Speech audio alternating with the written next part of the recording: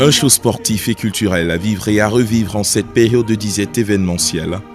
L'Université de Ngaoundéré n'en demandait pas plus. Son public estudiantin en l'occurrence a eu largement des raisons de dire merci à la faculté des sciences de cette institution. L'honneur revenant bien sûr au professeur Hélène Carole Dima, doyen de cet établissement, qui a eu le mérite d'organiser une compétition de football, sachant certainement changer l'ambiance des laboratoires et amphithéâtres en scène émulation sportive entre étudiants et staff enseignants. C'est à bon droit que cette compétition porte le nom de Coupe de Madame le Doyen de la Faculté des Sciences de l'Université de Ngaoundéré. L'objectif principal, c'était la promotion du vivre ensemble dans un contexte que nous connaissons, contexte morose où la Covid-19 prévaut.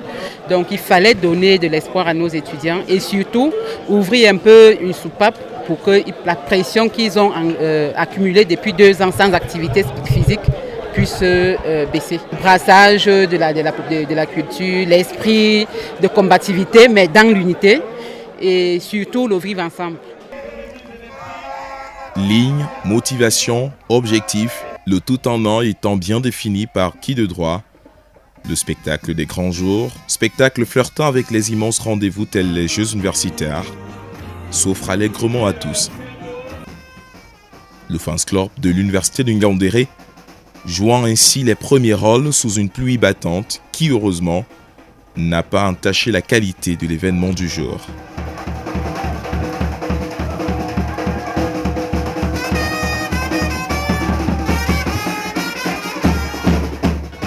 Plongé dans cette belle ambiance, l'on n'a pas eu le temps de voir passer l'orage. Eh bien, tant mieux, car place au spectacle sportif, bien que se déployant sur un terrain mouillé à flot. En dames comme en messieurs, la Faculté des sciences en ouverture de gala à cette compétition a damé le pion respectivement à l'INSAI, l'École nationale supérieure des sciences agro-industrielles, et à l'EXIM, l'École de génie chimique et d'industrie minérale, sous les scores de 3 et 2 buts à 1. Je suis content, je suis ému. Nous avons gagné. C'est vrai que nous nous sommes amusés, mais l'objectif c'était de gagner. Ça nous donne du moral puisque ça nous permet de nous évader un peu, de sortir du cadre de l'école. Un peu, donc c'est important. Le sport développe les valeurs culturelles en milieu de jeunesse, les valeurs olympiques, donc il y a la tolérance, c'est le vivre ensemble. Et afin d'optimiser le gain, c'est-à-dire que le gouvernement investit pour la formation, donc on paye les enseignants, on investit pour les structures. Il faudra bien que le gouvernement gagne quelque chose, mais pour gagner, il faut que ces jeunes soient en bonne santé pour être bien formés afin qu'ils se concentrent. C'est seulement que cette mouvance sportive-là, comme on l'a dit, pour se détendre, pour déstresser, après les études, il faut un peu dégonfler. Donc je pense que c'est important, il faut aussi féliciter maintenant pour ça. C'est vrai que pour ceux qui concernent l'EXIM, nous on avait commencé des matchs amicaux avec d'autres établissements. Je pense qu'on va continuer à cette place. Je pense que c'est très bien. Et le sentiment général par rapport à l'événement, je pense qu'une fois de plus, il faut la féliciter. C'est très bien, ça permet aux gens de se détendre. Et comme on dit, un esprit sain dans un corps sain. La fête a été belle grâce justement à ses partenaires, notamment la CRTV qui a commencé à nous soutenir dès le début déjà de l'organisation à travers les différentes communications.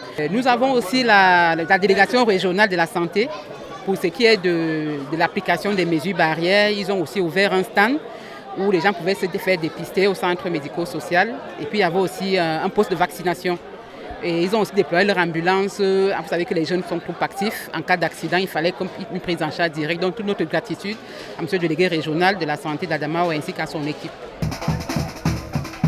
De belles images comme celle-là ont le mérite pour le coup de donner un certain souffle au fonctionnement multidimensionnel de la Faculté des sciences de l'Université Ngaoundéré, au lendemain bien sûr de la célébration de l'unité nationale.